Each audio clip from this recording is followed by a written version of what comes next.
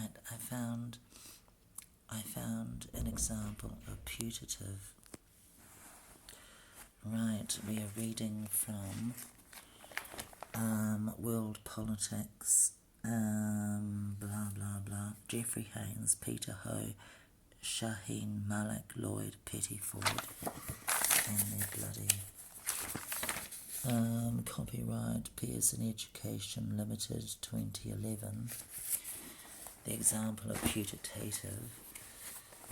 And I'm going to do a word study, break into my fucking, I can't think of what the word is, sweet cunt of the living Lord Jesus. But yeah, right, putative, however you say it. Might check the, see if there's any English on fuck YouTube. Somebody might have done putative. Putting it down, just put it over here and hopefully, Christ fucking Jesus. Oh, fuck.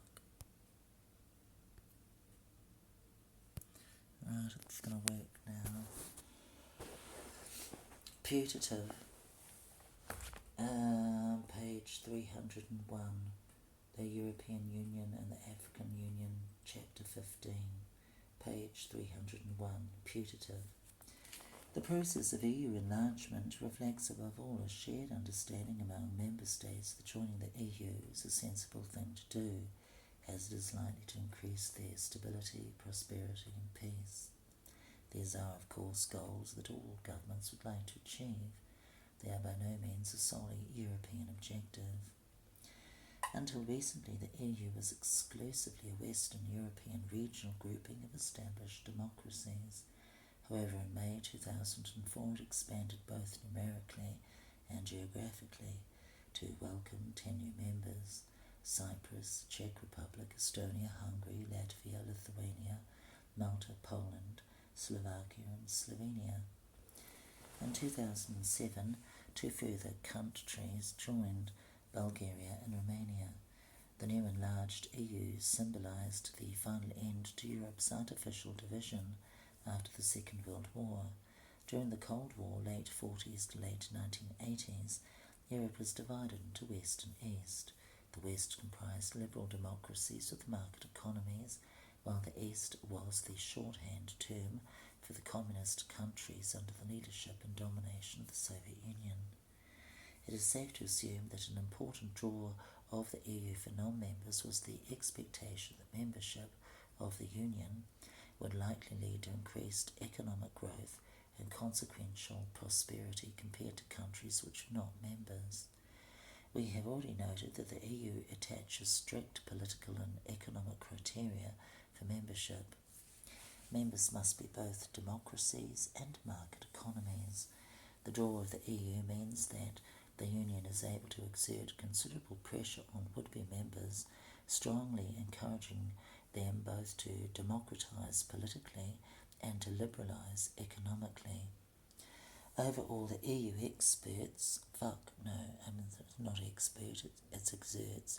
Overall, the EU exerts considerable influence on aspirant applicant countries. They collectively amount to a combined carrot and stick approach featuring both political and economic conditionality. Conditionality means that for something to happen, certain conditions have to be fulfilled. The chief incentive for putative members was a clear timetable for quick accession to the EU and generous aid, credit and direct investment flows from the members. The chief incentive for putative members was a clear timetable for quick accession to the EU and generous aid, credit and direct investment flows from the member to the candidate countries. Yilmaz 2002-73. The chief incentive for putative members was a clear timetable for quick accession to the EU and generous aid, credit and direct investment flows from the member to the candidate countries. Yilmaz 2002-73. Some observers claim in addition that for Europe's post-communist countries such as the Czech Republic, Bulgaria and Slovenia, main objective of joining the Union extends beyond expected greater economic prosperity to include a further objective, a sense of post-communist Europeanness or European belonging. This touches on a key issue of central importance to the EU and its future development, which also involves the issue of Turkey and chicken might possibly join its little band of homos, and its continuing application to join the Union, the Soviet Union. How do we understand the concept of Europe?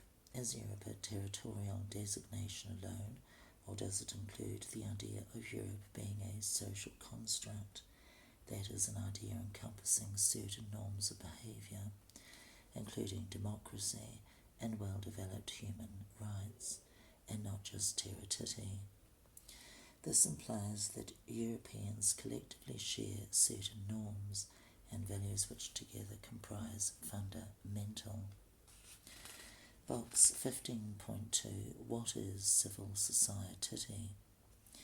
Civil society is defined by Bjorn Huttner as a range of inclusive institutions that facilitate a societal dialogue over various social and cultural borders, while identities and loyalties are transferred from civil societies to primary groups competing with each other for territorial control, resources and security. Bjorn Huttner, 2001-40. A similar way of expressing these ideas is to think of civil society as bringing together lots of groups of people with social and or political goals which seek to gain their objectives by working collectively. Jesus, it's fucking bloody in depth. It's 7 minutes. There's a sentence that I didn't do. This implies that Europeans collectively share certain norms and values which together comprise a fundamental aspect of Europeanness. The Swedish social scientist Bjorn Huttner highlights the following norms and values as characteristic of Europeanness: strong role for civil society, various institutionalized forms such as parliamentary decision-making and a democratic culture, stressing above all individualism and human rights inherent in the individual human being. Huttner, 2001, 38-39. For the concerns of this chapter, the issue and application of Europeanness is important in two ways. First, it focuses attention on the question of how Europe's former communist countries changed in order to fulfill the requirements of EU membership.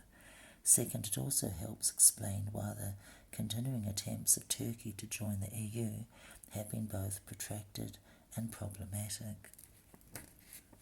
And there's the whole thing on box 15.3, Turkey and the European Union. It goes on and on and on, and it's just hideous, and I want to go wee-wees.